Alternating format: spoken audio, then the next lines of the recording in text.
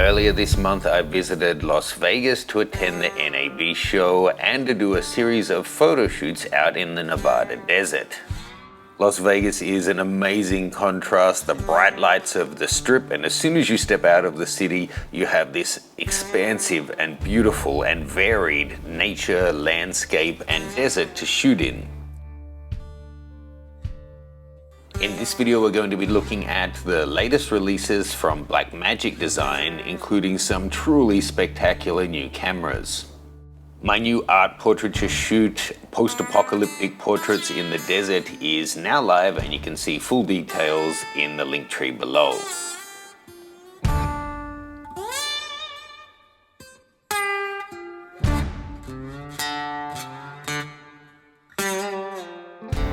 If you've ever been to NAB, Blackmagic always have an incredibly impressive booth. One of the biggest, if not the biggest, of all the different distributors, including the big guys like Sony and Canon and Arri and that. They always have this huge presence tucked away in the corner right as you enter in the North Hall of the Las Vegas Convention Center. And this year was no different. In this video, I'm going to focus in on the cameras that they announced because there's some truly remarkable things here. They're often ahead of the pack in terms of the technology they're offering and the resolution, and at an amazing price point, but they've pushed the envelope even further than we could have expected this year.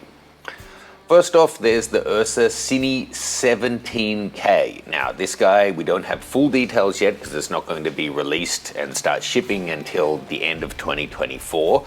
But this is going to have a 65mm sensor. So we're talking large format, you know, the kind of thing that filmmakers get into film epic westerns like The Hateful Eight. This has a resolution of 17,520 on the horizontal and 8,040 on the vertical.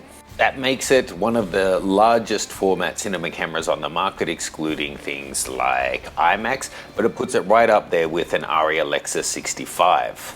This is of course going to need the highest end glass, one to resolve that detail and two to cover the form factor. And they say that they're going to be coming out with their own storage and networking options to be able to deal with that kind of data on set. Next up is the Ursa Cine 12K, and this one is almost available to buy, so we know a lot more about this guy. The 12K is a full frame sensor, so like our full frame mirrorless cameras, with a resolution of 12,288 by 8,040.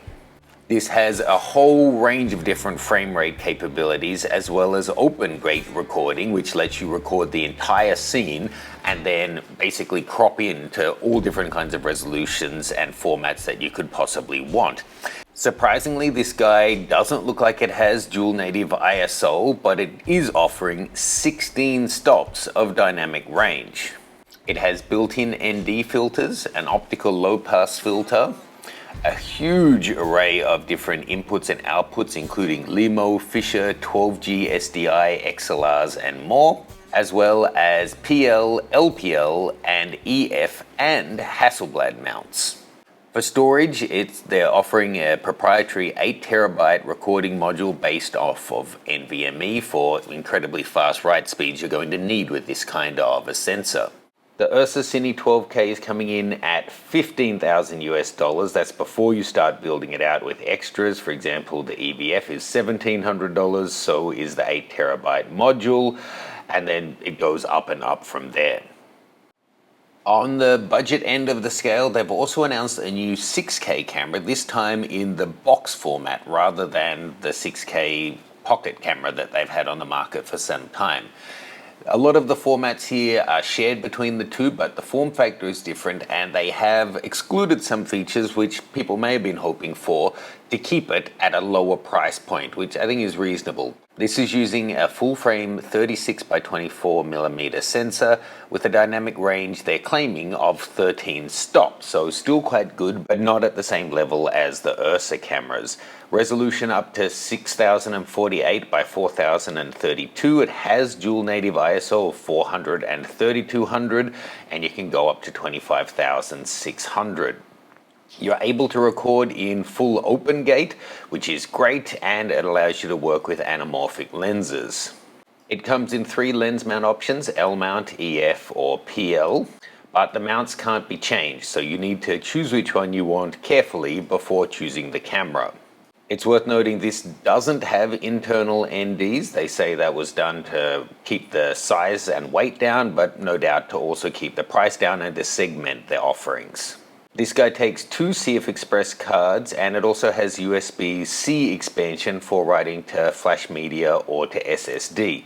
This guy has dual SDI connectors, including 12G SDI for 4K, and an Ethernet port, which allows you to use the Blackmagic cloud workflow. In terms of formats, this will shoot from HD up to DCI 4K as well as 6K. You can also shoot stills at 24.6 megapixels. That may sound like a great camera with some serious compromises, but consider that guy's coming in at only $3,000 US. It's pretty incredible pricing.